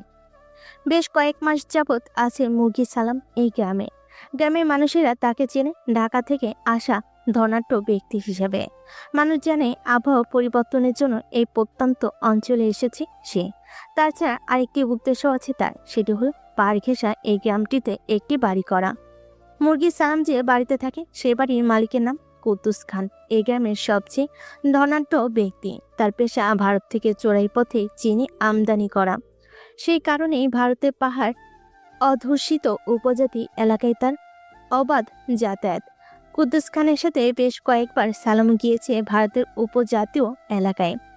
ঢাকে কি হচ্ছে তা এখান থেকে জানা খুব মুশকিল। ঢাকা থেকে কেউ না এলে তা জানার কোনো উপায় নেই। জজ সাহেবের মেয়েকে কিডন্যাপ করার পর তাকে ধরার জন্য পুলিশ চিরুনি অভিযান চালায় সারা দেশে। পুলিশের হাত থেকে বাঁচতে অনেক পথ পাড়ি দিয়ে এখানে নিয়ে আসে তার ডানহাত মজিদ। মসজিদের আগে থেকে এই এলাকার যাতায়াত ছিল। মসজিদ এখান থেকে সালামের জন্য চোরাই পথে অস্ত্র সংগ্রহ করত। এই গ্রামের একমাত্র কুদ্দুস খানই জানে মুরগি সালামের আসল পরিচয়। কুদ্দুস খান তাই সমীহ করে মুরগি সালামকে, আদর আপ্যায়নে কোনো কমতি রাখে না তার। এজন্য অবশ্য মোটা অঙ্কের টাকা দেয় কুদ্দুস খানকে মুরগি সালাম। মুরগি সালাম যে ঘরটায় থাকে তার জানালা খুলেই পাহাড় দেখা যায়, তাই মাঝে মাঝে এই জানালাটা খুলে পাহাড়ের দিকে তাকিয়ে থাকে সে, ভাবে নিজের কথা। কমলাপুর বস্তিতে মুরগি সালামের জন্ম, তবে তার বাবাকে তা সে জানতো না। মাকে জিজ্ঞেস করলে বলতো তোর বাবার নাম সবির আলী। এই সবির আলী জীবিত না মৃত তার মা তাকে কখনো বলেনি। তার বয়স যখন 7 থেকে 8 বছর তখন তার মা ট্রেনের নিচে পড়ে।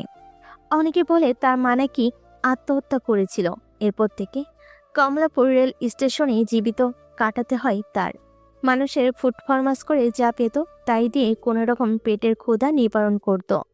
একদিন এক মুরগি পাইকার স্টেশন থেকে তাকে নিয়ে যায় কাজ দেয় মুরগির দোকানে। মুরগির দোকানে কাজ করতে করতে স্থানীয় কিছু মাস্তানের সাথে সম্পর্ক গড়ে ওঠে তার। মুরগি সালাম ছোটকাল থেকেই ছিল বেশ সাহসী। এই সাহসী তাকে অপরাধ জগতের শীর্ষে নিয়ে আসে। একদিন কালো একটা জিপে করে যাচ্ছিল মুরগি সালাম। রাস্তায় একটি মেয়ের দিকে চোখ পড়তে চোখ আটকে যায় তার। এমন সুন্দর মানুষ হয় খবর নিয়ে জানতে পারে মেয়েটির বাবা সাবেক জেলা জজ। মেয়েটি পড়ছে ঢাকা ইউনিভার্সিটিতে, নাম রূপা। এরপর থেকেই রূপাকে পাওয়ার প্রবল আকাঙ্ক্ষা কাজ করে তার ভিতর। কিন্তু আচ্ছা, রূপা কি পানিতে ডুবে মারা গেছে? এমনও তো হতে পারে রূপাকে কেউ উদ্ধার করেছে, সে এখনো জীবিত। ধর্মীয় মতে এখনো সে তার স্বামী। সালাম বুঝতে পারেনি রূপা পানিতে ঝাঁপ দিবে। যদি বুঝতে পারত তাহলে রূপার হাতটি শক্ত করে ধরে রাখত সে। কিভাবে বুঝবে? রূপার মুখ দেখে মনে হয়েছে তাদের বিয়েটা সহজভাবে মেনে নিয়েছে সে। বাসরাতে জড়িয়ে ধরল, এতটুকু ইতস্তত করেনি। পুলিশ যখন বাড়িটি ঘিরে ফেলল তখন সে স্বাভাবিকভাবেই তার সাথে দৌড়ে বের হয়েছে। স্পিড বোটে উঠেছ স্বাভাবিকভাবে, তাই তার মনে হয়েছিল রূপা তার ভাগ্যকে মেনে নিয়েছে। কিন্তু আজ রূপা যদি পাশে থাকতো, কি চমৎকার সময়টা না কাটাতো তার। পৃথিবীকে ভুলে যেত রূপার মুখের দিকে তাকিয়ে। এখন সে চোখ বন্ধ করে রূপাকে দেখে রূপার হাসি চেয়ে থাকা। বিকেল গড়িয়ে সন্ধ্যা হয় রাত, তবুও রূপার ভাবনাটা মাথা থেকে একদমই যায় না। রূপার কথা ভাবতে ভাবতে একসময় ঘুমিয়ে পড়ে মুরগি সালাম। মসজিদের ডাকে ঘুম ভাঙল সালামের।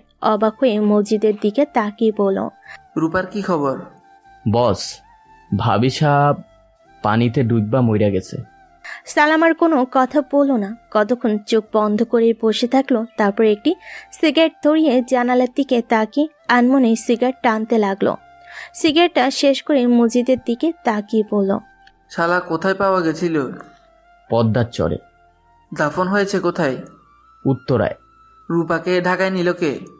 পুলিশ। সালাম আরেকটি সিগারেট ধরলো, টানতে থাকলো আনমনে। মজিদ বলল, বস, ভাবির বাবাও মারা গেছেন। রূপার বাবা জীবিত না মৃত এটা জেনে আমার কি লাভ? শোন মজিদ, আমি আজই ঢাকা যাব। ঢাকার পরিস্থিতি বেশ ভালো না বস। আমাদের মতো লোকদের জন্য পরিস্থিতি কখনোই ভালো থাকে না। সালাম ও মজিদ ঢাকায় রওনা দেয়। ডুলোরা থেকে নদী পার হয়ে বিশম্ভপুর থেকে তাহিরপুর, তারপর মধ্যনগর হয়ে আসেন নেত্রকোনায়। নেত্রকোনা থেকে বাসে করে ময়মনসিংহ থেকে লোকাল ট্রেনের ঢাকা। অনেকটা রিস্ক নেই পথটা পাড়ি দেয় মুরগি সালাম ও মজিদ।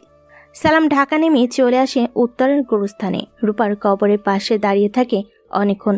মজিদ লক্ষ্য করে মুরগি সালামের চোখ দিয়ে জল ঝরছে। সর্বশেষ মায়ের মৃত্যুর সময় কেঁদেছিল সে। এরপর কখনোই তার কান্না আসেনি, কিন্তু আজ আসছে কেন? যে বুকটা নিষ্ঠুরতার পাথরে ঢাকা, সেখানে কখন যে রূপার জন্য ভালোবাসার কোমলতা আশ্রয় নিয়েছিল কি জানে। রূপার কবরের পাশে বসে পড়ল সালাম, হাত দিয়ে স্পর্শ করলো কবরের মাটি। বলল, জীবনে কখনো ভালোবাসা পাইনি তো, তাই কিভাবে ভালোবাসতে হয় তাও জানতাম না। আমি শুধু চাইতাম তোমাকে, তোমার ভালোবাসাকে। তাই নিষ্ঠুরভাবে আদায় করতে চেয়েছিলাম তোমার ভালোবাসা। ক্ষমা করো। কথাগুলো বলে সালাম উঠে দাঁড়ায়। পিছন ফিরে দেখে পুলিশ। নিজের কাছে থাকা অস্ত্র দিয়ে পুলিশের দিকে গুলি ছুড়ে সে। পুলিশও পাল্টা গুলি চালায়। মজিদ পালিয়ে যেতে সক্ষম হলো। সালামের গুলি লাগে পায়ে। আহত অবস্থায় গ্রেপ্তার হয় সে।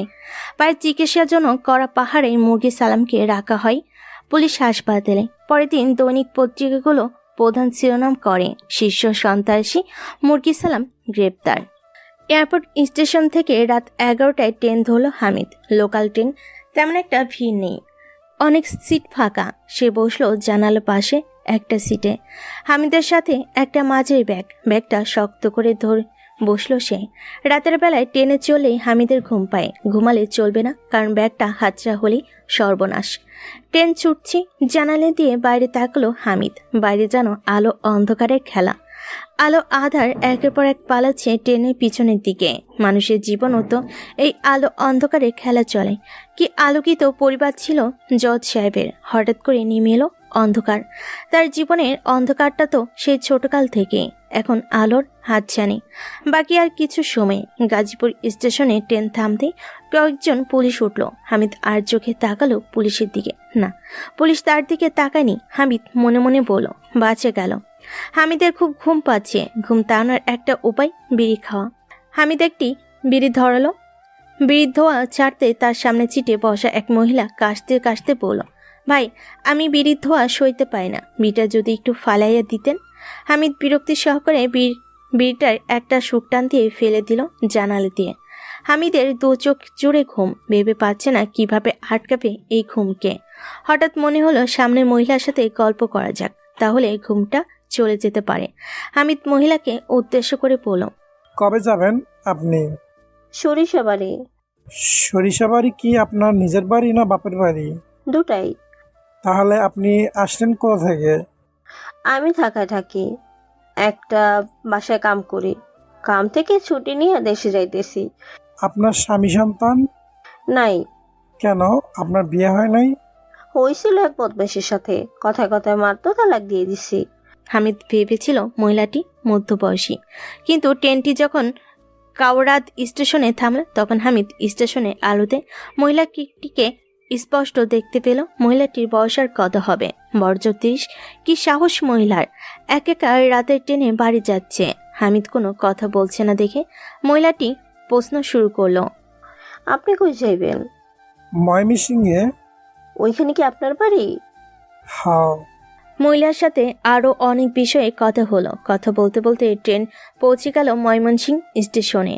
হামিদ ট্রেন থেকে নামলো, চারিদিকে তাকালো না।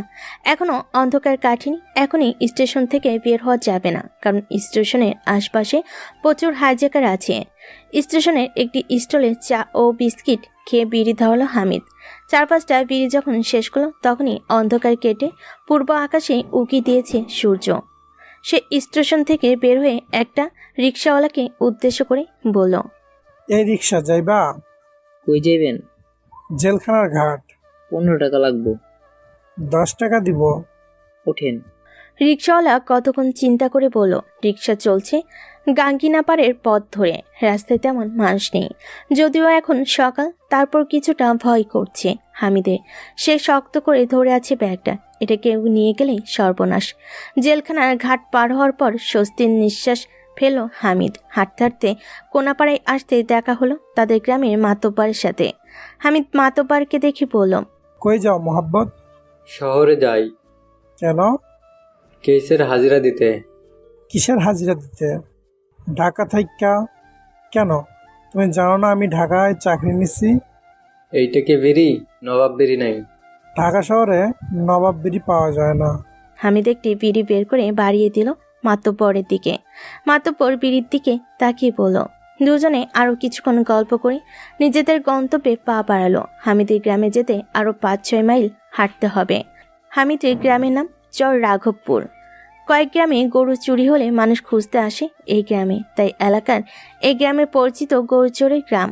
তবে এই গ্রামে পেশাদার ডাকাতের সংখ্যাও কম নয়। আইনের যখন ঘুম ভাঙল তখন বিকেল করি সন্ধ্যা। ঘুম হয় না বলে গত রাতে ঘুমের ট্যাবলেট খেয়েছিল সে, তাতেই লম্বা ঘুম। ঘুমটা ভালোই হয়েছে, কিছুটা হলেও নিজেকে হালকা লাগছে তার কাছে। ওয়াশরুমে গিয়ে অনেকক্ষণ সময় নিয়ে গোসল করলো সে। ওয়াশরুম থেকে বের হয়ে আইন অনুভব করলো তার প্রচণ্ড ক্ষুধা পেয়েছে। জোরে জোরে ডাকলো হামিদকে, কিন্তু হামিদের কোনো সাড়া নেই। কোথায় গেল হামিদ ভাই? ডাইনিং রুমে ততক্ষণে বসে থেকে খাবারের জন্য বাইরে বের হলো আয়ান। নিজের এলাকার কোনো হোটেলে খেতে গেলে পরিচিত মানুষের সাথে দেখা হতে পারে। অযথাই তারা বিভিন্ন প্রশ্ন করবে, তার চেয়ে ভালো একটু দূরে কোথাও যাওয়া। আয়ন বাসে চেপে গেল টঙ্গী বাজারে। বাস থেকে নেমেই দেখে ছোটখাটো একটা রেস্টুরেন্ট গরম রুটি ভাজছে। রেস্টুরেন্টে ঢুকলো আয়ন। কাস্টমার তেমন একটা নেই। সে সহ 3 জন, তার মধ্যে একজন মনোযোগ সহকারে দৈনিক পত্রিকা পড়ছে। আয়ন মেসিয়ারকে বলল, আমাকে 3টা রুটি ও ডাল ভাজি দেন। এখন ডাল বাজি হইতো না, হালিম আইবো। তাহলে হালিমি দেন। মেসিয়ার বলল। খাওয়া শুরু করলো আয়ন। খেতে খেতে মনে পড়লো মায়ের কথা। মা সবসময় নিষেধ করতো বাইরে খেতে, তাই তেমন একটা বাইরে খাওয়া হতো না। কোনো কিছু খেতে চাইলে মা ঘরেই বানিয়ে দিত। ইউনিভার্সিটিতে ভর্তি হওয়ার পরও আয়নকে তার মা টিফিন দিয়ে দিত। ক্লাসের ফাঁকে মায়ের দেওয়া টিফিনই খেত আয়ন। কখনো ক্যান্টিনে যেত না। এ নিয়ে অবশ্য অনেক বন্ধুবান্ধব হাসাহাসি করতো। আর এখন রেস্টুরেন্টে বসে যে লোকটা পত্রিকা পড়ছিল সে মালিককে উদ্দেশ্য করে বলল, এটা একটা কথা হলো? মুরগি সালামের মতো সন্ত্রাসীরা সব মামলায় জামিন পেয়ে যায়। তাই নাকি ভাই? হ্যাঁ, পত্রিকার ভিতরে ছোট করে লিখেছে। আর পত্রিকার বাটপাররাও বলেন মুরগি সালামের যখন ধরা পড়লো তখন বড় করে হেডিং দিল, আর যখন ছাড়া পেল তখন ছোট করে মাঝখানের পাতায়। এবং সাংবাদিকদের আমার বিশ্বাস হয় না। আর আদালতের কথাই বলেন, আদালতও সন্ত্রাসীদের কেমন জামিন দেয়। কি জানি ভাই, এসব বুঝি না। বুঝেন না দেখেই ভালো আছেন। আমরা বুঝি বলেই সহ্য করতে পারি না। এই তো কয়েক মাস আগেই ঘটনা। মুরগি ছালাম সাবেক এক জেলা জজের মেয়েকে বিয়ের আসর থেকে কিডন্যাপ করলো, তারপর মেয়েকে নির্যাতন করে মেরেই ফেললো। সেই লোকটার জামিন হয় কি করে? টাকা থাকলে সব হয় ভাই। এই কারণে বলি এই দেশে কোনো বিচার নেই। লোকটি আরও অনেকক্ষণ মুরগির সালামের বিষয়টা নিয়ে আলাপ আলোচনা করে রেস্টুরেন্ট থেকে চলে গেল। খাবার শেষ করে আইন পত্রিকাটি হাতে নিল। ভেতরের পাতায় ছোট্ট করে লেখা মুরগির সালামের সব মামলায় জামিন। আইন হোটেল থেকে বের হয়ে রাস্তা দিয়ে হাঁটছে আর ভাবছে মুরগি সালাম 25টা মামলায় জামিন পায় কি করে, যার মধ্যে কয়েকটা হত্যা মামলা। তাহলে কি এদেরকে শেল্টার দিয়ে বড় কেউ? যে উকিল আদালতে মুরগি সালামের পক্ষে ওকালিত করে সেও তো শিক্ষিত মানুষ। সেও তো জানে মুরগি সালাম সন্ত্রাসী। তাহলে তা আরও অনেক ভাবনায় মাথায় আসে আয়নের। তার কাছে মনে হয় এই সন্ত্রাসের পুরো চক্রের সাথে কোনো না কোনোভাবে জড়িত পুলিশ, সাংবাদিক, উকিল। বাসে এসে হামিদকে খুঁজতে থাকে আয়ন। না, কোথাও নেই সে। কোথায় গেল লোকটা? তাকে বলে গেলেই পারতো। হয়তো সে ঘুমিয়েছিল বলে তাকে ডিস্টার্ব করেনি। মাঝরাত। হামিদ তার স্ত্রী জামিলাকে ডেকে তুলো। বই একটু বিরক্তি সহকারে বলল, কি? ওটো কাম আছে। আবার? আর না, অন্য কাম। কি? আমার ব্যাগটা বাহির করো। জমিলা কুপি বাতি জ্বালিয়ে সিন্দুক থেকে ব্যাগটি বের করে স্বামীর হাতে দিল। হামিদ বউকে বলল, তুমি ঘরের চারপাশে একটু দেখে আসো। কেন? আরে যা বলি তা করো। জমিলা বাড়ির চারপাশ দেখে আসলো। না, এই মাঝরাতে কোনো কাক পক্ষীও নেই। ঘরে এসে হামিদকে বলল, এত মাঝরাতে মানুষ পাইবা কোথা থেকে? একটা কাক পক্ষীও নাই। এবার হামিদ ব্যাগটি খুলো। ব্যাগটি খুলতে জামিলা অবাক হয়ে বলল, আল্লাহ, এসব কি? স্বর্ণ। কই থেকে পাইলেন? আমি যে বাসায় দারোয়ানগিরির চাকরি করতাম ওইখান থেকেই আনছি। কেমনে কি করলেন? হনো, বাসার মালিকের মেয়ের এক বিরাট বড় মস্তান বিয়ে থাইকা তুইলা নিয়ে নির্যাতন করে মাইরা আলাইছে। এই দুঃখে বাসার মালিক মইরা গেছে। 3 মাস পর মালিকের বউ গেছে মইরা। ও আল্লাহ, কি কন? এখন বাসায় আর কেডা আছে? মালিকের একমাত্র পোলা, তবে বেশি চালাচুতুর না। বাসার 3 জন মানুষ মইরা যাওয়ার আমার খুব কষ্ট লাগছিল। আমি অনেক কাঁদছি। পোলাটারে সবসময় সান্ত্বনা দিচ্ছি। হঠাৎ একদিন রাত্রিবেলা মনে হলো ম্যাডাম ও আপাত অনেক গয়নাগাটি পড়তো। এগুলো নিশ্চয়ই বাসাতেই আছে। এই দিন থাইকা আমার চিন্তা গয়নাগুলো লইয়া কেমনে ভাগবাম। হঠাৎ একটা বুদ্ধি আইলো মাথায়। কি বুদ্ধি? বুদ্ধি হইলো পোলাটার সাথে ভালো করে মিশা যাওয়া। তাই হ্যাঁ আমি কইলাম, চলো তোমার বাবা মা বোনের মৃত্যুর প্রতিশোধ নেই। তারপর নিজের একটা গল্প সাজাইলাম। আমি ডাকাচ্ছিলাম, সব অস্ত্র চালাতে পারে, ইত্যাদি ইত্যাদি। হ্যাঁ আমার কথা বিশ্বাস করলো। হ্যাঁ বলল, হামিদ ভাই এখন থেকে সিরেকোটা না, আপনি থাকবেন বাসার গেস্ট রুমে। গেস্ট রুমে থাকতে থাকতে একদিন খেয়াল করলাম আলমারির চাবি পোলাটা ওই রাখায়। তারপর? পোলার ঘুম আসে না। আমি কইলাম ঘুমের ওষুধ খাও। আমার কথা রাখলো, সে ঘুম দিল আর আমি ছক্কা মারলাম। আচ্ছা, এখন কথা রাখা এগুলোরে সামলাও। কই রুকাইয়া রাখছেন? মাটির কলসি আনো, তারপর দেখো কেমনে কি করি। জামিলা মাটির কলসি আনলো। হামিদ গহনাগুলো পলিথিন দিয়ে মুড়ে কলসির ভিতর ঢুকালো। কলসির মুখটি ঢাকলো আরেকটি পলিথিন দিয়ে। তারপর মেজে খুঁড়িয়ে কলসিটি গর্তে রেখে মাটির চাপা দিল। জামিলা রাতেই ঘরে মেঝে লেপে পরিবর্তন করে ফেল। আইন বাসায় ফিরে দেখে হামিদ এখনও আসেনি। রাত 10টা, 11টা, 12টা, 1টা। না, হামিদের কোনো খবর নেই। হঠাৎ সন্দেহ কাজ করলো হামিদের প্রতি। দ্রুত সে গেল মায়ের রুমে। আলমারি খুলো, একটি গহনাও নেই। আইন কতক্ষণ দাঁড়িয়ে থাকলো। না, বুকের ভেতর তেমন একটা খারাপ লাগেনি, হয়তো বুকটা পাথর হয়ে গেছে বলেই। তবু একটা দীর্ঘশ্বাস বেরিয়ে এলো। মা বোনের স্মৃতি ছিল গহনাগুলো, আর সেগুলো হামিদকে বিশ্বাস করেছিল আয়ন। সে যখন প্রতিশোধের কথা বলেছিল তখন আয়নের শরীরেও একটা উত্তেজনা কাজ করেছিল। হ্যাঁ, প্রতিশোধ চাই। কি চমৎকার গল্পটা না বানিয়েছিল হামিদ। আয়ন শুয়ে শুয়ে ভাবছে মানুষের চরিত্রের কথা। বাবা মা জীবিত অবস্থায় কত লোকই না আপন ছিল, আর এখন বাবার বন্ধু বান্ধব, মায়ের বান্ধবী, মামা মামিরা। ঘুমের আরেকটা ট্যাবলেট খেলো আয়ন। তার একটা লম্বা ঘুম দরকার, অনেক লম্বা। আয়নের ঘুম ভাঙলেও কলিং বেলের শব্দে। দরজা খুলে দেখে 10 থেকে 12 জন লোক দাঁড়িয়ে আছে। তার মধ্যে একজন লোক মোটাসোটা, মাথার চুলগুলো বেশ লম্বা, সাদা লুঙ্গি আর ফতোয়া পরা। মোটাসোটা লোকটাই আয়নকে বলল, আমার নাম খালেক, মানুষ অবশ্য চিনে কাটা খালেক হিসাবে। তোমার সাথে একটু কথা বলতে চাই। ঠিক আছে, আসুন। আয়ন সবাইকে এনে ড্রয়িং রুমে বসলো। বসে কথা শুরু করলো কাটা খালেক। তোমার বাবা বছর খানেক আগে এই বাড়িটা আমার কাছে বিক্রি করে গেছেন। কি বলেন এসব? আমার বাবা বাড়ি বিক্রি করবে কেন? তাছাড়া বাড়ি বিক্রি করলে আমরা জানতাম না। তোমার বাবার বাড়ি যে বিক্রি করেছে তার সাক্ষী প্রমাণ সহ আমার কাছে আছে। প্রমাণ? কাটা খালেক একটি দলিল বাড়িয়ে দিল আয়নের দিকে। আয়ন অবাক হয়ে দেখল দলিলটি 1 বছর আগে করা। তার বাবার স্বাক্ষরও আছে।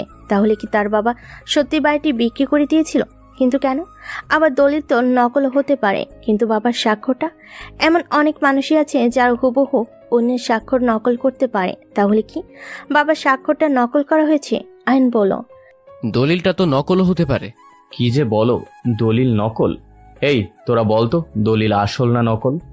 আসল দলিল আমরা সবাই সাক্ষী। খালেক হেসে বলল। সবাই সমস্বরে বলল।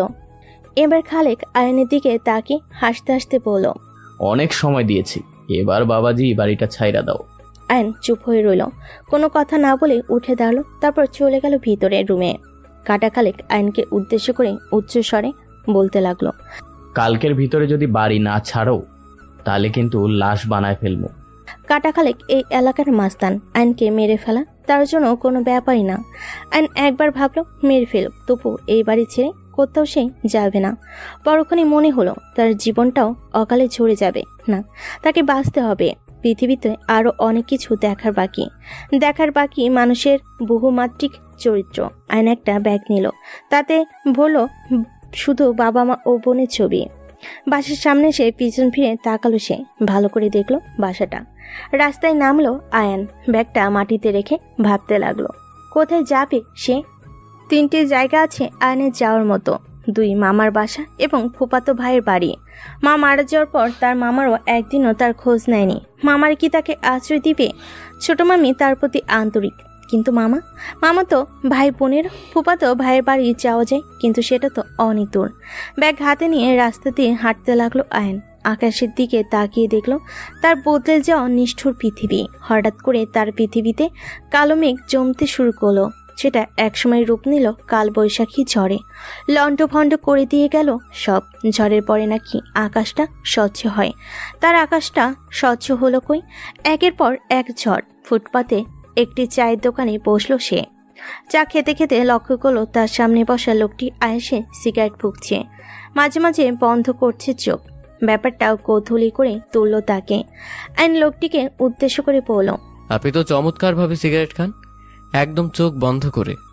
বাবারে টেনশন কমানোর জন্য এভাবে সিগারেট খাই। চোখ বন্ধ করে সিগারেট খেলে টেনশন কমে? কি যে বলো, একদম পরীক্ষিত। যখনই আমার টেনশন হয় তখন একটা সিগারেট ধরাই। টেনশন উধাও। কিসের টেনশন আপনার? বাবারে, বিয়ার উপযুক্ত 2টা মেয়ে গড়ে বিয়ে দিতে পারতেছি না। একটা মাত্র ছেলে, কথা শুনে না। আর বউর টেম্পারেচার থাকে সবসময় গরম হইয়া। আমারও তো অনেক টেনশন। তাহলে চোখ বন্ধ করে সিগারেট খাও, জোরে দম দাও, আস্তে আস্তে দোয়া ছাড়ো, টেনশন উধাও। আয়নের সাথে কথা বলে লোকটি চলে যেতে যেতে চা দোকানদারকে বলল, লেখা রাখিস কেল্লা। চাচা, আপনার কিন্তু 80 টাকা হইল। ঠিক আছে, পাইয়া যাবি। চা দোকানদার বলল। লোকটির উত্তর চা শেষ করে আয়ন ভাবতে লাগলো, সত্যি কি সিগারেট খেলে টেনশন দূর হয় কি জানি। অনেক ভাবনার পর দোকানদারের কাছে 1 প্যাকেট সিগারেট চাইল সে। দোকানদার জিজ্ঞেস করলো, কি সিগারেট ভাই? আয়ন তো ভালো করে কোনো সিগারেটের নামই জানে না, তবে সিনেমায় দেখেছিল একটি সিগারেটের নাম 555। আয়ন বলল, 555? দামি সিগারেট নাই ভাই। তাহলে যেটা আছে সেটাই দেন। স্টার আছে। তাহলে স্টারই দেন। 1 প্যাকেট সিগারেট ও একটি দেশলাই নিল আয়ন। প্যাকেটটি খুলে একটি সিগারেট ধরল সে। চোখ বন্ধ করে লম্বা টান দিল। প্রচণ্ড কাশি আসলো তার। কথন কেশে আবারও টান দিল। এবারও কাশি। এবার ধীরে ধীরে টান দিল, কাশিটা কমতে লাগলো। সিগারেটটা শেষ করে রেল লাইন দিয়ে হাঁটতে লাগলো আয়ন। রেল লাইনে হাঁটতে হাঁটতে আরেকটি সিগারেট ধরল সে। আনমনে টানছে সিগারেট। হঠাৎ একটা লোক চেঁচিয়ে বলল, এই ভাই, ট্রেন ট্রেন। লোকটির কথা শুনে সামনের দিকে তাকালো আয়ন। হ্যাঁ, ট্রেনই তো। তার খুব কাছে। তাতে রেল লাইন থেকে সরে দাঁড়ালো সে। মৃত্যুর খুব কাছাকাছি চলে গিয়েছিল আয়ন, কিন্তু কি অদ্ভুত, তার ভয় কাজ করছে না। তাহলে কি জীবনের কষ্ট যন্ত্রণাগুলো তার ভয়কে গিলে ফেলেছে? আবারও রেল লাইন দিয়ে হাঁটতে শুরু করলো আয়ন, তবে এবার ট্রেনের ব্যাপারে সতর্ক। কিছু দূর হাঁটার পর আয়ন অনুভব করলো তার খিদে পেয়েছে। আরও কিছু দূর যাওয়ার পর দেখে রাস্তার পাশে একটা ভাতের দোকান। দুজন লোক ইটে বসে খাচ্ছে। দোকানের মালিক একজন মহিলা। আয়ন মহিলাটিকে জিজ্ঞেস করলো, ভাত খাওয়া যাবে? মহিলাটি কতক্ষণ আয়নের দিকে অবাক হয়ে তাকিয়ে রইল, তারপর বলল, খাওন যাইবো? আয়ন একটি ইটের উপর বসলো। মহিলাটি 1 থালা ভাত আয়নের দিকে বাড়িয়ে দিতে দিতে বলল, কি দিয়া খাবেন? কি কি আছে? ডাল, ডিম ভর্তা। ডাল আর ডিম দেন। আয়ন ভাত খাচ্ছে। মহিলাটি আর চোখে তাকিয়ে দেখছে আর ভাবছে। দেখতে মনে হয় বড়লোকের পোলা, হিরণসি নাকি। ভাত খেতে খেতে মায়ের কথা মনে পড়ল আয়নের। ছোটকালে মা তাকে প্রতিদিন ডিম সিদ্ধ খাওয়াতে চাইতো, কিন্তু সিদ্ধ ডিমের প্রতি প্রচণ্ড অনীহা কাজ করতো তার। তাই তার মা ডিম ভুনা করে ভাতের সাথে খাওয়াতো। মায়ের কথা মনে পড়লেই চোখে অশ্রু চলে আসে তার। আয়নের চোখ দিয়ে অশ্রু ঝরছে। সে বাম হাত দিয়ে বারবার চোখের জল মুছছে। মহিলাটি লক্ষ্য করছিল ব্যাপারটা। সে আয়নকে বলল, কাঁদতাছেন কেন? আয়ন নিজেকে সামলে নিয়ে বলল, বেশি ঝালের কারণে চোখে জল এসে গেছে। মহিলাটি আশ্চর্য হয়ে বলল, এত ঝাল পাইলেন কোথায়? আপনার মনে হয় মুখের চামড়া উঠে গেছে। হ্যাঁ, হতে পারে। ভাতের বিলটা মিটিয়ে আবার রেললাইন দিয়ে হাঁটতে শুরু করলো আয়ন। কিছু দূর হাঁটার পর আয়ন দেখলো রেললাইনের পাশে বস্তির মতো কাগজ দিয়ে তৈরি ছোট ছোট ঘর। বস্তিতে একটি চায়ের দোকানও আছে। দোকানটির পাশে একটি বড় গাছ। আয়ন খেয়াল করলো দুজন রিক্সাওয়ালা রিক্সায় বসে আরামসে বিড়ি ফুঁকছে। মুখের অবয়টা দেখে মনে হচ্ছে পৃথিবীর সবচেয়ে সুখী মানুষ তারা। আয়নকে কখনো সুখ নিয়ে ভাবতে হয়নি, কারণ সে সবসময় সুখী ছিল। সুখগুলো চলে যাওয়ার পর বারবার এখন সে সুখ নিয়ে ভাবছে। নিজেকে প্রশ্ন করে, তার জীবন থেকে সুখগুলো কি সবই চলে গেছে? হ্যাঁ, তবে একভাবে সে সুখগুলো পেতে পারে, আর তা হলো প্রতিশোধ। কিন্তু যারা তার জীবন থেকে সুখগুলো কেড়ে নিয়েছে তারা তো অনেক শক্তিশালী। কিভাবে প্রতিশোধ নিবে সে? আর বেঁচে থাকতে প্রতিশোধ যদি নিতে না পারে তাহলে তার জীবনে সুখ কি আসবে? একটা চা খেয়ে আবার সিগারেট ধরলো আয়ন। সিগারেট টানতে টানতে আবার রেললাইন দিয়ে হাঁটতে থাকে সে। কিছুক্ষণের মধ্যে পৌঁছে যায় টঙ্গী স্টেশনে। অনেক পথ হাঁটার কারণে আয়নের শরীরটা বেশ ক্লান্ত, কিছুটা ঘুম ঘুম ভাব লাগছে। প্ল্যাটফর্মে শুয়ে পড়লো আয়ন। শুয়ে শুয়ে সে সিগারেট টানছে, ধোঁয়াগুলো যাচ্ছে উপরের দিকে। আচ্ছা, তার মা কি কখনো স্বপ্ন ভেবেছিল তার ছেলে প্ল্যাটফর্মে শুয়ে শুয়ে সিগারেট টানবে? একটা ঘটনা মনে পড়ল আয়নের। তখন সে আর রূপা হাই স্কুলে পড়ে। সেই সময়টায় রূপার সাথে মাঝে মাঝে ঝগড়া হতো তার। একদিন লাগলো দুই ভাই বোনের প্রচণ্ড ঝগড়া। মা তাদের ঝগড়া দেখে নিজের মেজাজও ধরে রাখতে পারলেন না। দুই ভাই বোনকে ধরে নিয়ে বসালো ড্রয়িং রুমে। তাদের সামনে মা বসে রাগান্বিত কণ্ঠে বলল, আমি রাঁচি ইউনিভার্সিটি থেকে অনার্স মাস্টার্স করেছি। চাইলে ভালো একটা চাকরি করতে পারতাম, করিনি কেন জানিস? তোদের জন্য, তোদেরকে মানুষের মতো মানুষ করার জন্য। মা কথাগুলো বলে কেঁদেছিল সেদিন রূপা ও আয়নও। কিছুটা চোখ লেগে গিয়েছিল আয়নের। ট্রেনের শব্দে সেই ভাবটা কেটে গেল। একটি ট্রেন এসে থামলো টঙ্গী স্টেশনে। মানুষ নামছে উঠছে। আয়ন কতক্ষণ ভেবে উঠে পড়ল ট্রেনে, কিন্তু সে জানে না এই ট্রেনটি কোথায় যাবে। জেনে কি লাভ, তার তো নির্দিষ্ট কোনো গন্তব্য নেই। ট্রেন ছুটছে, সিট না পেয়ে দরজার কাছে দাঁড়িয়ে আছে আয়ন। বাতাসে তার লম্বা চুলগুলো উঠছে। সে জীবনে কখনো চুল লম্বা রাখেনি। প্রতি মাসে তার চুল কাটতেই হতো। চুল কাটতে দেরি হলে মাথার মধ্যে অস্বস্তি লাগতো তার। অথচ এখন গত 4-5 মাস চুল দাড়ি কিছুই কাটা হয়নি। গাজীপুর স্টেশনে এসে বেশ কিছু মানুষ নেমে গেল। একটা সিট ফাঁকা হয়ে সেখানে গিয়ে বসলো আয়ন। কিছু দূর যাওয়ার পর হঠাৎ সে খেয়াল করলো একটা মেয়ে তার দিকে বারবার তাকাচ্ছে। আয়ন বুঝতে পারল না কেন বারবার তাকাচ্ছে মেয়েটি। তার লম্বা চুল দাড়ি দেখে ট্রেনটি যখন গফরগাঁও এসে থামল তখন অনেকগুলো মানুষ নেমে গেল। বেশ ফাঁকা হয়ে গেল ট্রেন। মেয়েটি উঠে দাঁড়ালো, হাঁটতে হাঁটতে চলে এলো আয়নের কাছে। আয়নের দিকে তাকিয়ে বলল,